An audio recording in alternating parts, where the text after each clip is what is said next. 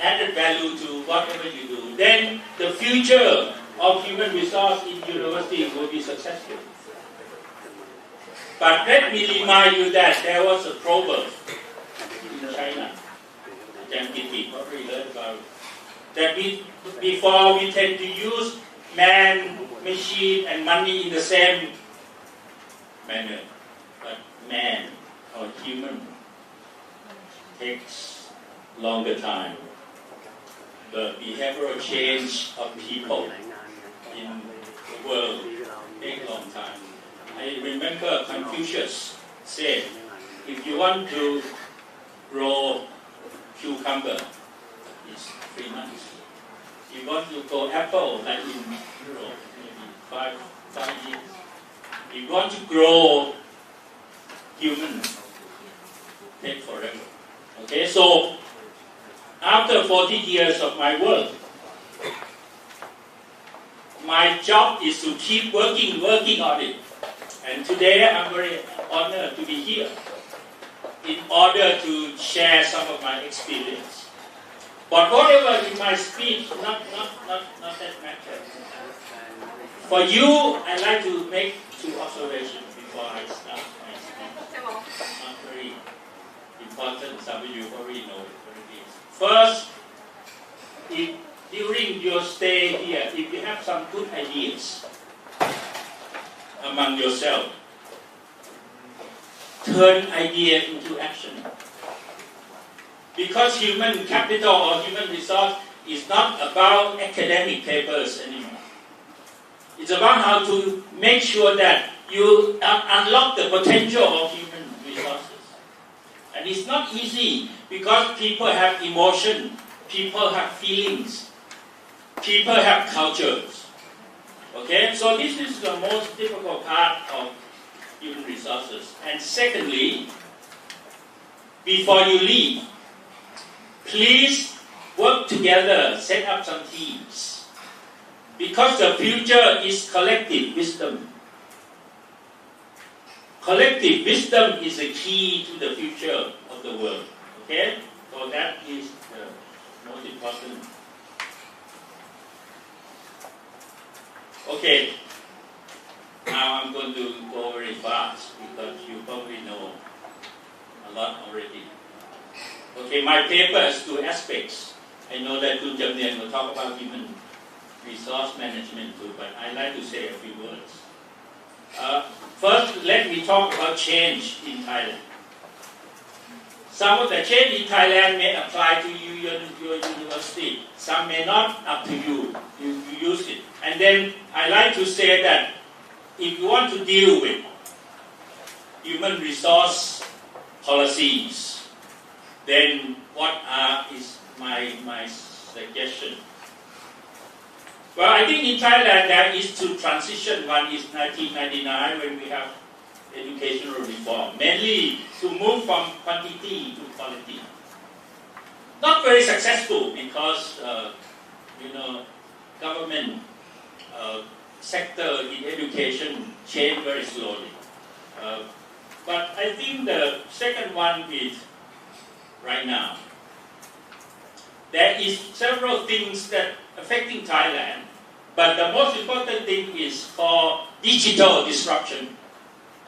I don't have to explain to you whether search engine, whether robotics, whether cryptocurrency, whether artificial intelligence.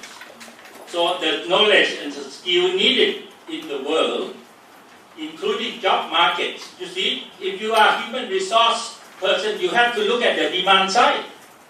The demand side is so important that you have to keep pace with it. But the supply always slow.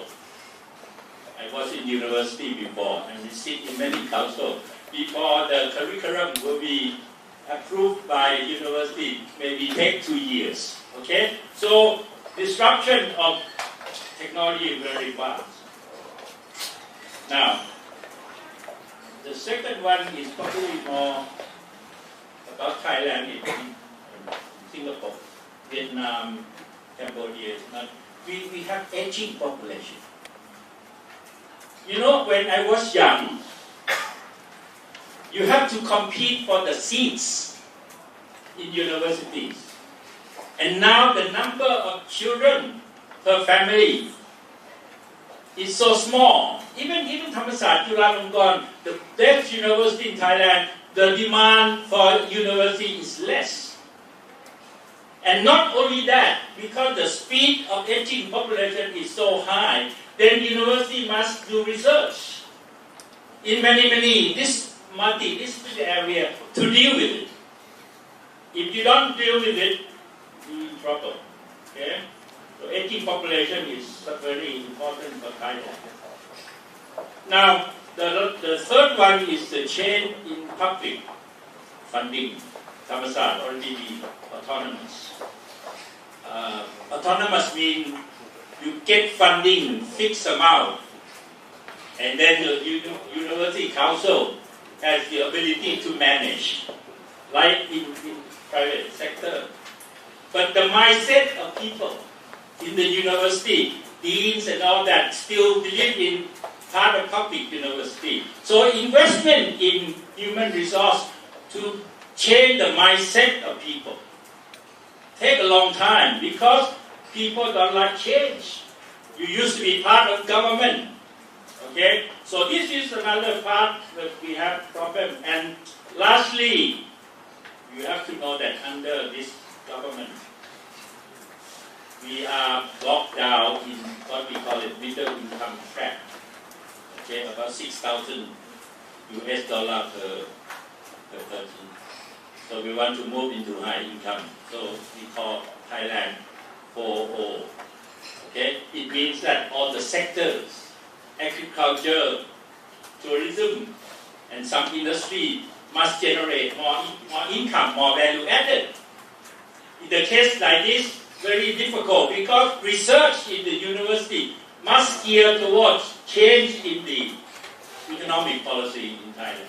Okay, so this, my point is that before university produce human capital, that is very difficult already.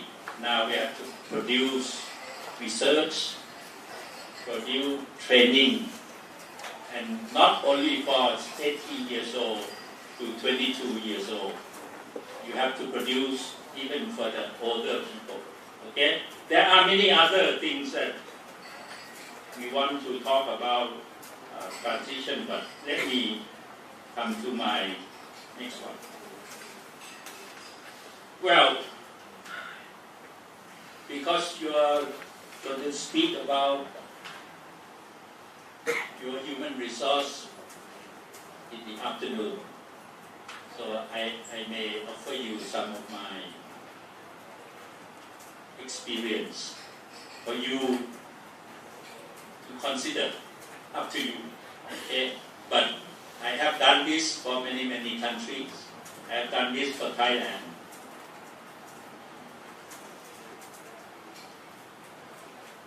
Time is running out.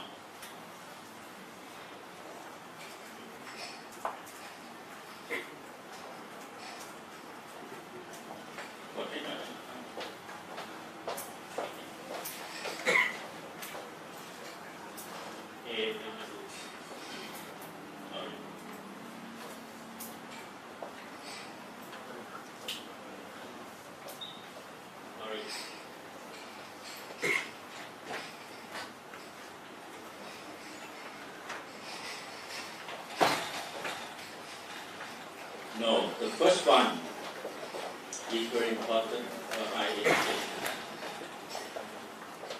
Human resource policy must start from the top. University Council, presidents, vice presidents. Don't let the staff of human resource function at the university propose policy for human resources. It never works because they're changing from routine to strategy now. Okay, so I discovered that if president, if the council believe in human resource policy, then investment in human resource will be possible. So leadership at the top is very important. And secondly, the stakeholder within university is not only faculty members. I discovered that staff member, at University of California system, the staff of helping the university faculty are very good. Some of them are PhD. But in Thailand in the past, I don't talk about now, the staff has been looked upon as somebody who do the routine work. When I was professor, I never worked in things that somebody else can help me. So university must relinquish some of the role of routine work to the staff member. And the staff member must be trained properly. I show you in a moment what I did. Okay? Well, for me, in summary, human resource policy, I don't know about HRD or HRM, has three components. Okay, Kun Jamia will talk about HRM. First, I talk about HRD, how to cultivate human capital or human resources. Second, how to motivate people at the level of university. And third is if you have difficulties, how you go to execute the difficulties that you have. Okay? So my suggestion is that it's not only how to do it, but how to overcome difficulties within the human resource policy, within the university. Okay? Now let me show you some of my work that I follow. Rebecca, that human capital in university no longer quantity. You need number 2 to number 8, right? You need intellectual, you need ethical, and I think happiness is very important now. You have to make people happy in the university. Then number 5, I call it networking. And then number 6, I call sustainability. You got to look long term for university. And then number 7 and 8, you know that. And then if you're successful, you go for number 3, because creativity, knowledge, and innovation are very important. And many universities don't teach about emotion. Emotional capital is very important. Okay.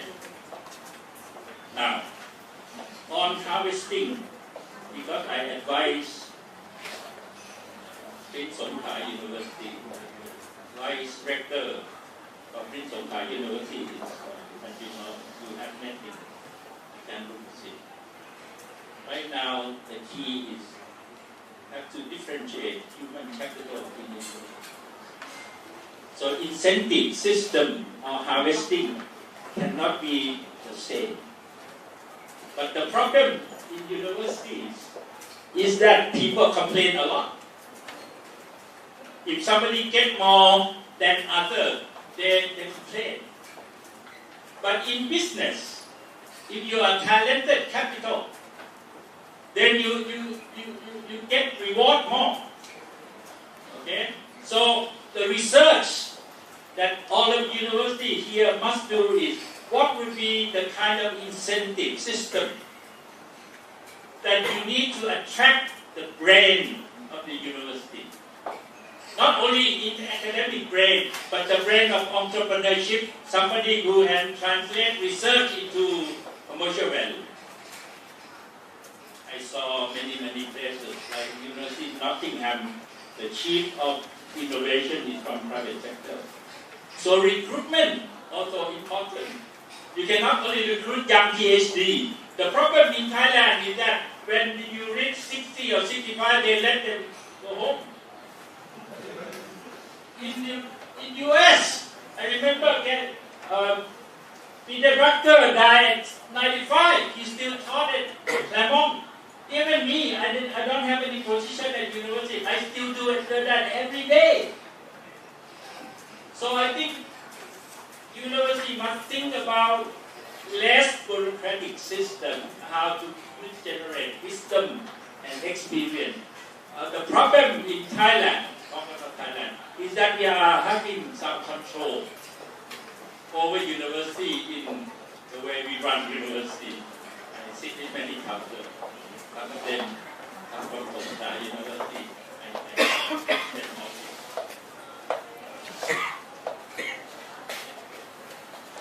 This is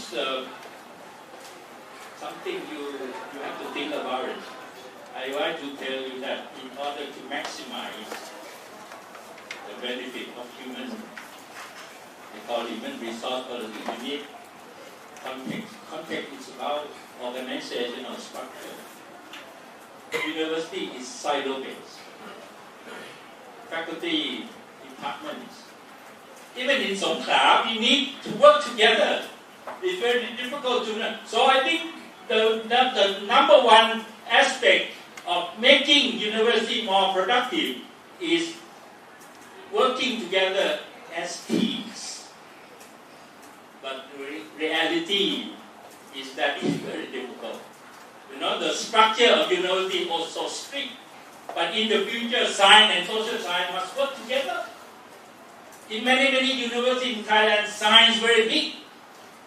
But they generate less productive resources because you need management. I'm economist, but I work with science. Okay? I work with everybody that will benefit me.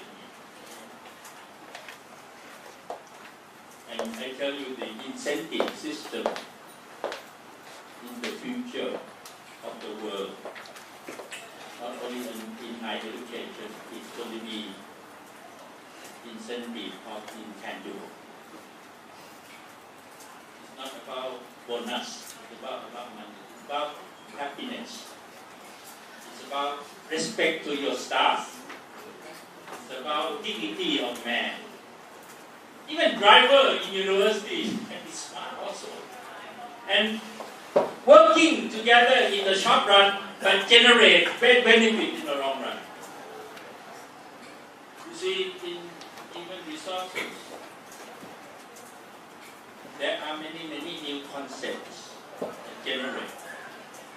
Okay? So the tangible incentive and intangible incentive, I think the intangible would be more important. We look at recently at Yale University. The course is very popular in Yale is course about how to be happy as a student. If the student only want to grade, like in Thailand, mother want child to be smart, and the children not happy. I'm academic like you, but I survive because I'm a happy man. Okay.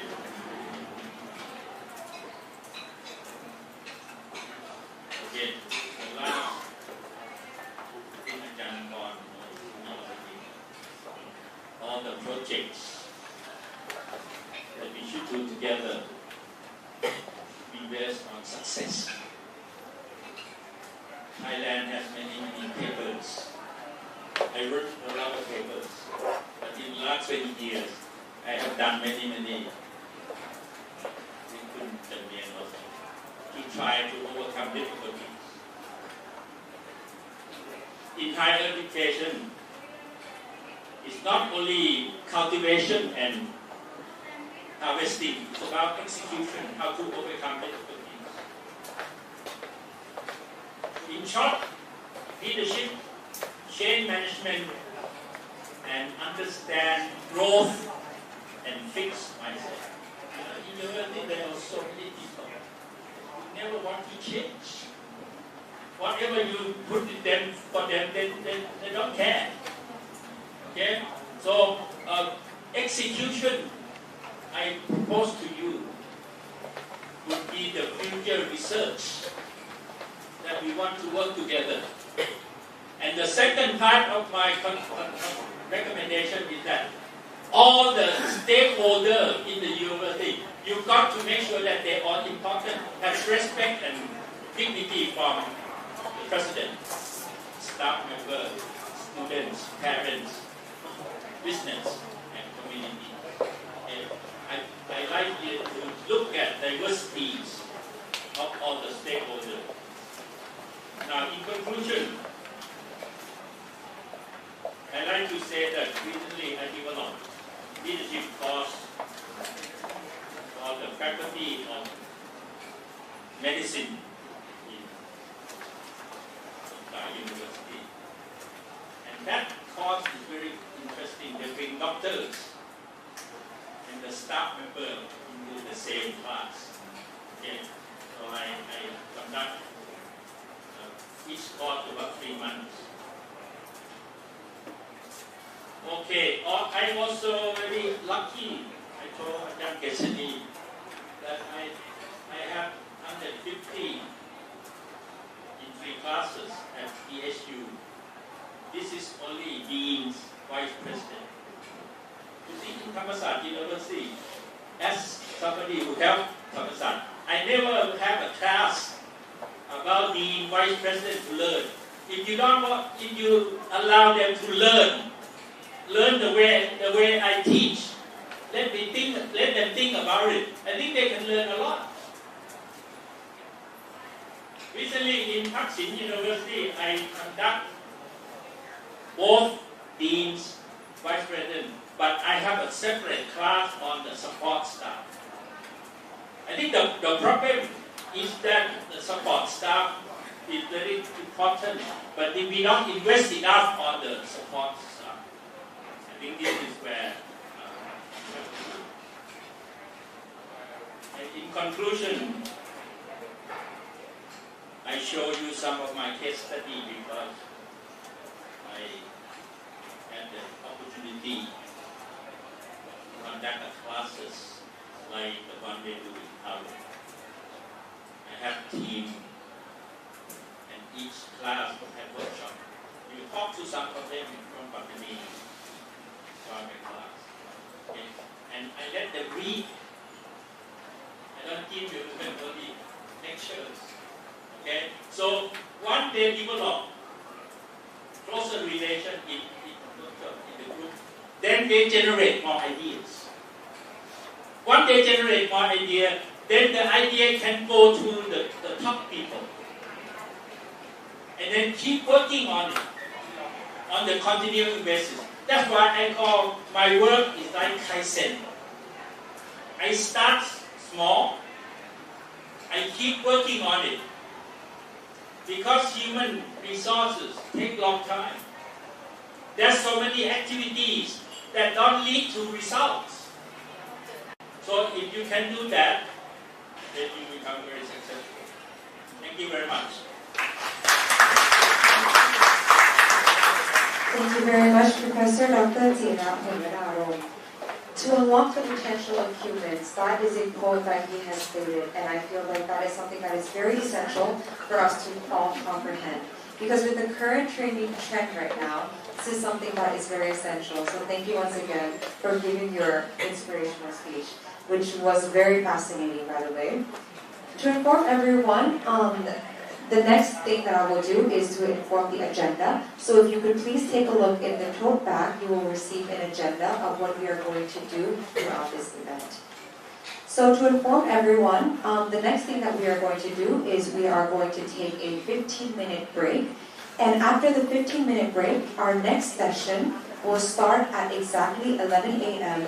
We'll be presenting articles from representatives from all universities and presenters from all around the world. To be more clear, there will be 2 rooms, which each participant can choose which room to attend. Now, if you take a look at the agenda along, the law that we are going to use is the law of 2 feet. What that means is that you may walk into any room that you find is interesting and triggers your interests. So I will give you quite a brief detail on what will be in each room. So there will be 2 main rooms, LA104 combined with LA108. That will be the first room. So before lunch, The discussion will basically be about strategic human resources management, and we will have a lunch break. And after the lunch break in the same room, it will be the topic on development of human resources function. And then after that, we will have a tea break. And after the tea break in room LA107 and LA108 will be about performance management, as you can see. And there will be many articles to discuss, so you can choose and take a look at very carefully at the details on what triggers your interests. On the second room, on the other hand, will be LA206. If you take a look carefully, at 11 a.m., the topic that will be discussed will be on strategic human resources management as well. But if you take a look carefully, each presenter will be coming from different places. And also, we will have a lunch break at the same time. And after lunch break will be the development of human resources function as well. However, after the tea break, this is where the cut starts. On the room LA206 will be quite different from the other room because they will discuss on the topic of strategic HRM's impact on universities. So you can see here that there are various interesting topics. So you can choose, and don't forget that we are going to use the law of 2 feet. So you can walk and attend any room that you would like.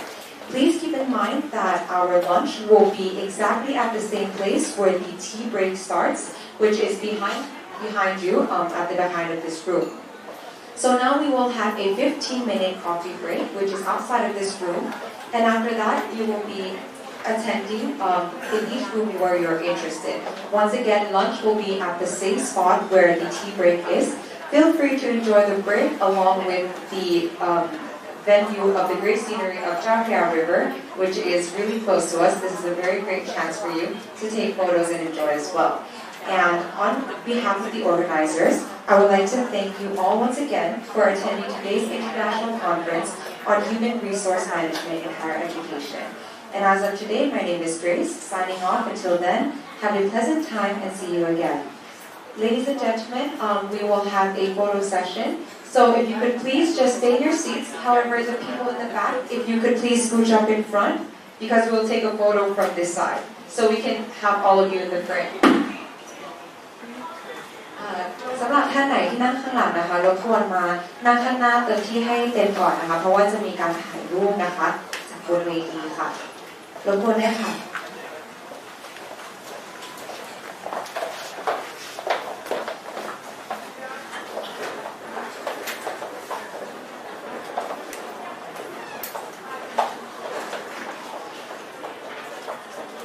We're going to take a photo from the stage. So please, once again, those who are sitting in the back, please scooch up front so you can be in the frame. This is going to just be a test drive during the two cameramen here.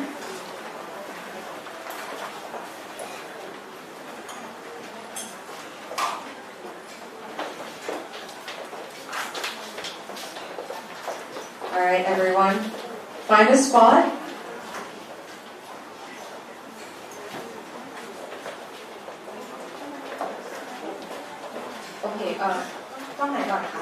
All right, this camera first.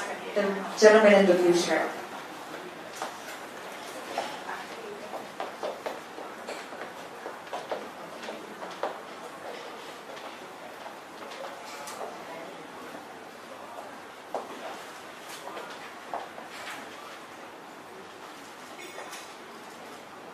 All right, next camera. The gentleman in the white shirt. Okay, third camera. You are all celebrities and we are paparazzis. Okay, thank you all once again very much. As of today, my name is Grace. Thank you and have a great time.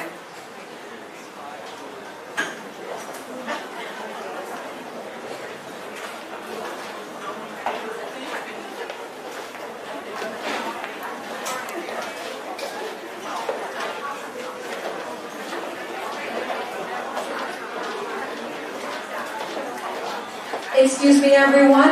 There is a little change on the schedule. The next session will be. Now today we are going to be starting our first session, which is Strategic Human Resource Management. Now this session has a total of 3 papers. Each paper will be approximately 20 minutes. And I would like to invite our first paper, Pablo Hesende da Silva, from the University of Evora, talking about the topic of challenges of strategic human resource management in Southeast Asian universities. Thank you, Pablo.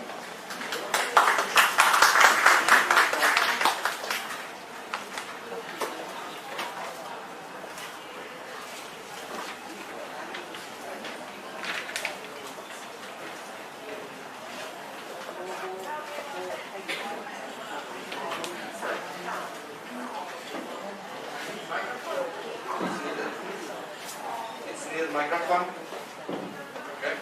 Are we seeing? Sorry, I don't need the papers. First of all, thank you. Thank you for coming to this section. And yeah, the main proposal of this. So this is the topic, and this was worked by these 3 persons. My 2 colleagues, partner and leader, that some of you met in Vilnius and in Evora last year.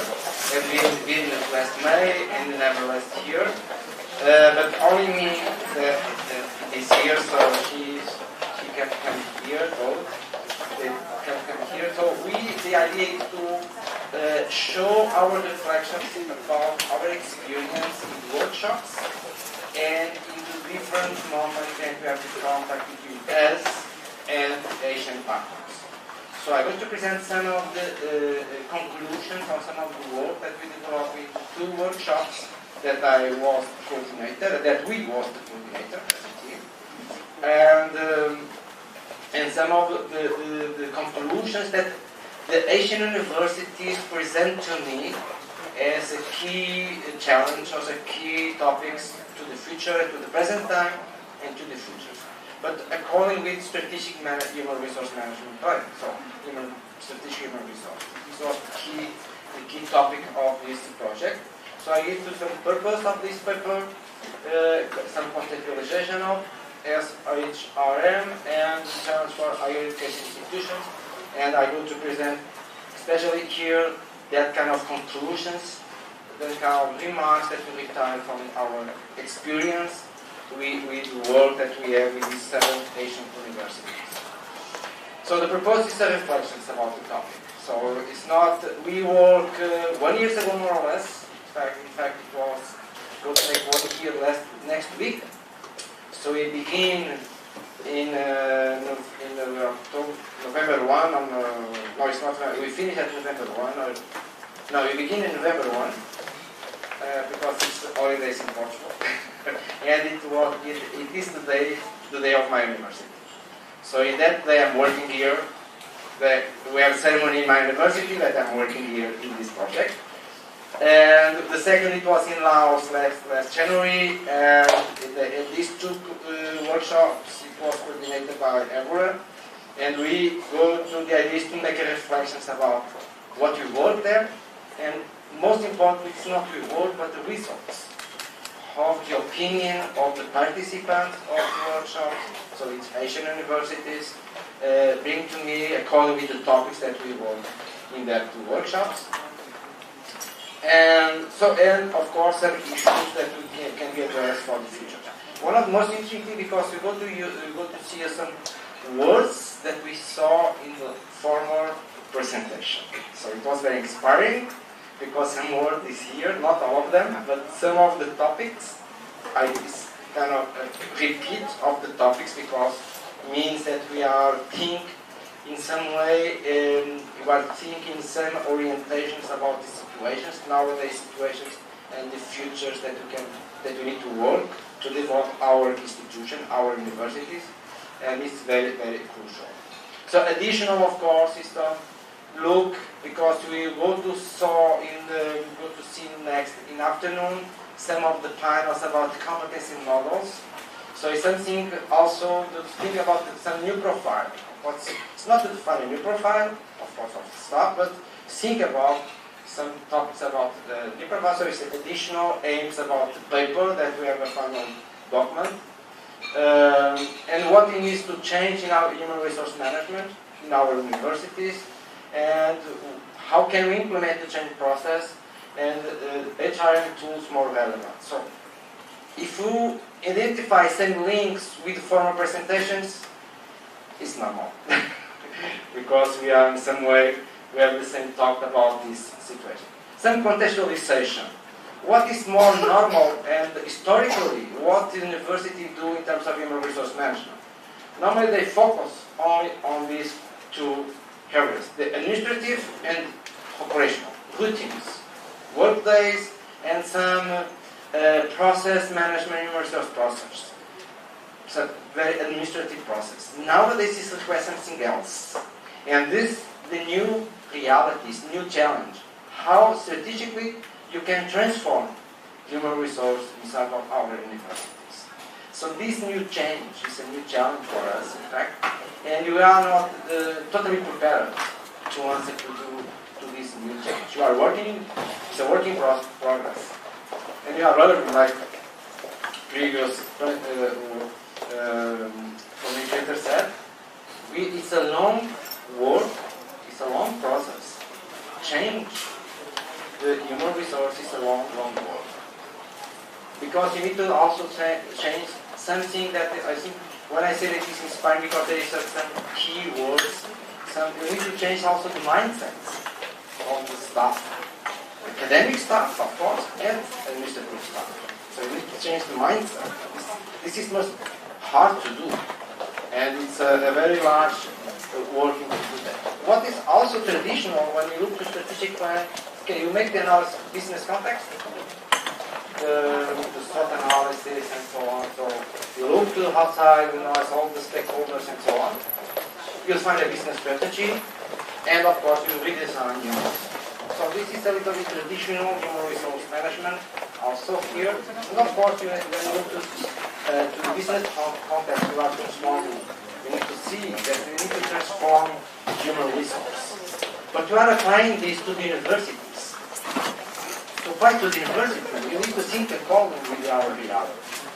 And our reality means that you need to look to our main mission. And when you analyze normally the strategy of the universities, in some cases, not all of cases, we see that normally we're missing something like this. We know that we talk about teaching, learning, research, and so on, but we don't focus on that. It's a good word, but if you analyze carefully the strategy in the past of the universities in Europe, and I don't talk about Europe, normally you don't find this. In strategy, it's definition by the mission, but we look to the policies, to the tools that we go to use, to the implementation process, normally we're missing something. Because focus on this is key for the success of our business. What means that we need to look to this level, student learning outcomes. So we need to orientate our focus not in academic focus, that is more traditional. We decide everything. It's a free process, it's a free academic, and we'll still maintain some freedom, of course. Inside of the lecture, it's a free process, but we need to look to the how to learning process. Also because we saw, and we see also in the form of presentation, the digital transformations demands the change in the learning process. Nowadays, the young generations inside the rooms is not the same. Then we have the same 10 years ago or 20 years ago. It's totally different generation. They are totally focused in digital world. And they need to adapt to this. It's very complicated. A lot of complications in moment happens with this, but we need to adapt to this new reality. And of course you need to research, to the output of research, and this is about science and projects.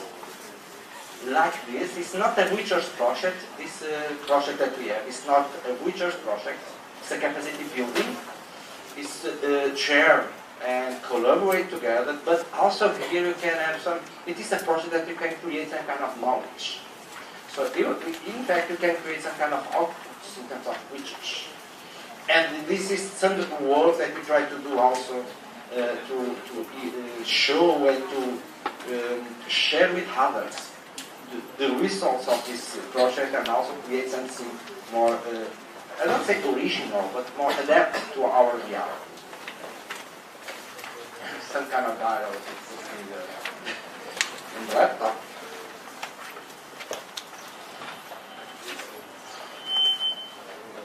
And of course, you are demanding, because you are decreasing of the public fundings, you need to increase your university contracts with community. Business, local charities, national charities, and so on. So it's not a direct finance from the university, so you need to show that we have some kind of knowledge, that we can offer something to the community, and they contract us to develop some kind of specific project, specific work, consultancy work, study works, and so on. So this is the new reality that maybe around the world you can find this. Not in all countries, not in all situations, but in all reality, but around the world you can find this. And of course you can address high-performance strategy to achieve all of this. This is more demanding nowadays than comparing with the past. Because society are more demanding nowadays when you compare with the past.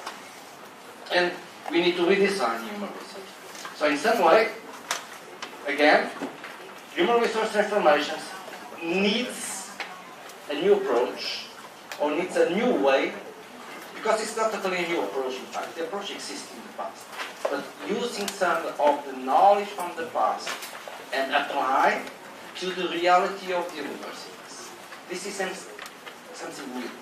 So we are looking some way to the business model, to the private sector management, to apply to the university some of the knowledge that comes from business. And this creates a lot of stress, and they create a lot of pressure, because it's not totally acceptable for everyone that works inside of the universities. And we have, of course, more political universities, more visions universities, like Pittsburgh explained to us. But we have different realities in not all of them that works inside of the university, except totally this kind of new situation. In my university, we find a lot of things, a lot of distress, a lot of situations that create these different situations. So what you can find in some work, so I anticipate some of the conclusions, because we work about strategic human resource management. One of this is some of the people are here writing this. So this is not created by me. The only thing is organizing the information and bring to us. Some of them are looking to me with the open. Do we write this? Yes, we write this 1 year ago. 1 year ago in API. So, of course, vision, mission, goals, but also a more cooperation with the regional and the global organizations. So you need to be more open universities, capacity building, getting together, something to develop, assessment and improvement, staff competence development. In New York, this in the second workshop in Laos. Staff training development, job motivation, infrastructure and environment for job, with commitment and orientation, develop policies, rules and technologies. This is all of the conclusions that we have in one of them, because we learned other things in the RTI workshop. But this one of them totally focused. What is more relevant now in your reality, because the idea is, okay, look to your reality, what is crucial now to work to the top.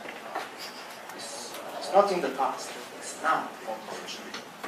Past is very important always. You can't forget the past, you never forget the past.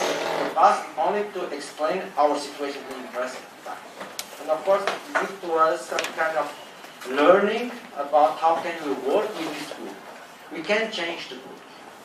We can't send off the people and recruit only all new people. It's not possible. Legally, sometimes in Portugal it's not possible. But also, is a wrong decision, because we need more or less 5-6 months to learn work in the new organization that we need to work. So if you're sending off everyone and recruitment, you will lose 1 year. And you lose something very important, history, the culture of that organization. You can't lose that. So, this is some of the topics that we, in fact, at the end, the conclusions of the first topic, and what are the main challenge from our perspective. So this is every team perspective about this development of this project, the challenge. So this is contextual.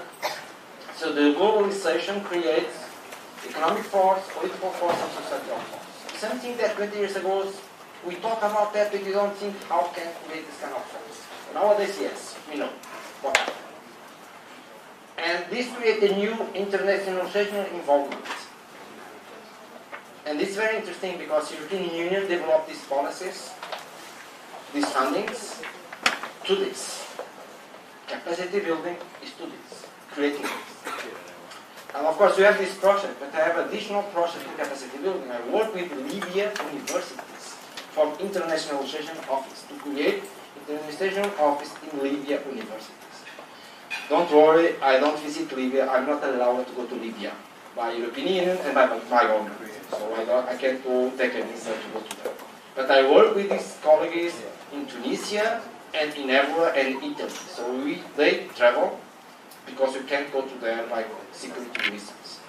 And we're going to begin a project, capacity building also, we're going to begin in the end of this year, beginning of next year, with Iraqi universities. So also, I don't go to Iraq, so don't worry. I still not alive without about security reasons. But I need to go to Turkey. Turkey is quite good, so it's not so hard. But this new globalization and this new international environment created the knowledge industry. And universities, it is a knowledge industry. So we change from industrial society to analogical society, that almost the people that work in the administrative areas of the universities and in the academic staff, we are born in this society. We begin to work this 20 years ago. Nowadays, you are here. Here, it's virtual, it's mind and virtual. We change the focus, how we will work with others. And the knowledge society is based in knowledge product, human capital, circular economy. Means that talent and value added, something that we present very well in the previous presentation, is the focus. So how you manage the talent exists in the university. How can you retain the best in the university nowadays? You can retain a lot of the best in the university, but you don't retain by salary.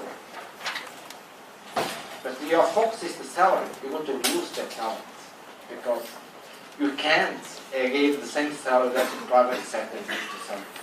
And you can find a lot of examples in your reality about this. So it's not to have the things, it's to share the things. You are changing this also. It's not to have. So every university needs to have everything? No. Nowadays it's more share. I don't have this, but I can share something with you, and you have the other things that I don't have. And you can work together. So it's not to have, it's to share. And this is something new and demanding. A very strong change in human resource management. From the workshops also, so what are the big challenges from Asian universities? Quality, accreditation, and international sessions. RTI, Asian society, new artificial intelligence technologies and social improvement. Budget, knowledge evolution, technology transfer. These things that we also hear, it was you that write. No, we don't write this. Artificial intelligence. Don't worry, it's the last slide. I'll give you the 3 minutes. So what are the challenging facts from our education institutions?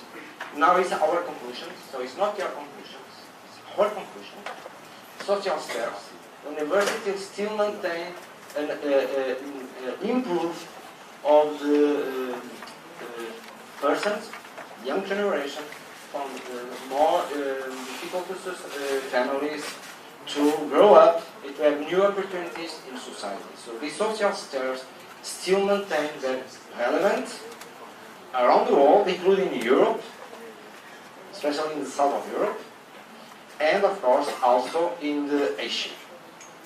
Because the percentage of young generation studying in universities is very lower. I don't have the data, but it's very lower in Asia. But in Europe, some of the countries is very high, the percentage of young generation studying in universities. In Portugal, it's more or less 35% nowadays. But the goal, it is 50%. So we want to miss the goal from 2020. We want to miss that goal. We want to achieve this goal in next year, because it's almost impossible to increase so much. Social demanding, the young generation, academic staff training, key partner for economic public policies to development. Some of the countries very crucial, so the university is the key partner for the development of the country.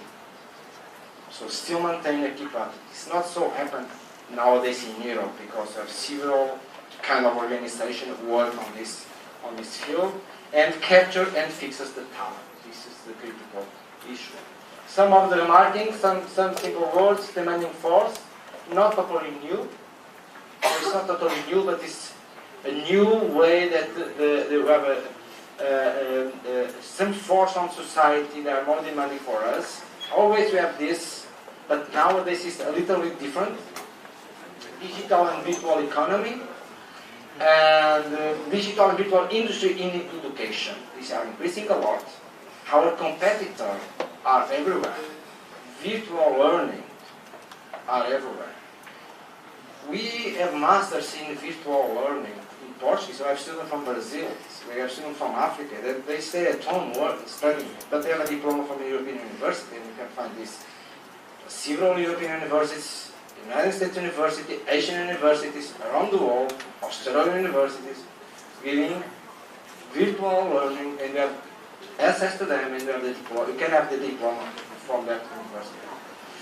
Talent management is critical nowadays. Academic freedom and expertise orientations is a stress that always is a pressure that we have. Individuality, academic staff, and versus university as a whole will still maintain and present also the situation here, but we will still maintain this kind of problems. A new partnership between academy and business and society. This is something new that we need to do. Next presentation, I don't see anyone from Agora, but maybe it's there. Sorry. But you're going to see some of them, and it's the finish. So I said it is still a bit finishes. We have other topics that the reports, and you can find the reports on the website of the project, and also we have some presentation now in next presentation. So thank you.